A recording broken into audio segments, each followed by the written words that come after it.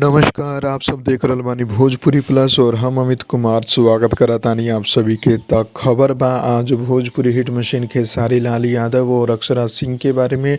सबसे पहले बात कर ली खेसारी लाल यादव जी के बारे में, जिनकर गाना आज रिलीज भइल बा अंकिता फिल्म यूट्यूब चैनल पर। गाना के नाम बा भइल बानी होली में रेफर रे। जी हाँ, जाके आप लोग ई गाना सुन सकतानी अंकिता फिल्म यूट्यूब चैनल पर, जो ना कि कृष्णा बेदर्दी जी लिखले बाड़े, खेसारी लाल यादव और शिल्पी राज गौले बाड़े।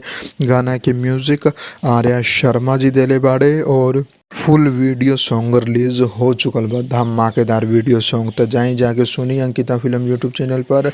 अब बात कर ली दूसरा खबर के बारे में, जो कि बा अक्षरा सिंह जी के बारे में। था ई जौन गाना बा ई अक्षरा सिंह जी के अपन यूट्यूब चैनल पर रिलीज भइल बा, जौना गाना के नाम बा लड़कियों को यूं ना पटाया करो। जी हाँ, बहुत ही शांत और रोमांटिक गाना बा जो कि अक्षरा सिंह जी के चैनल पर जाके आप लोग सुन सकतानी। गाना के अक्षरा सिंह जी खुद गौले बड़ी, लिरिक्स में कौन बा एकर नाम डिस्क्रिप्शन में दिहल ना गइल बा।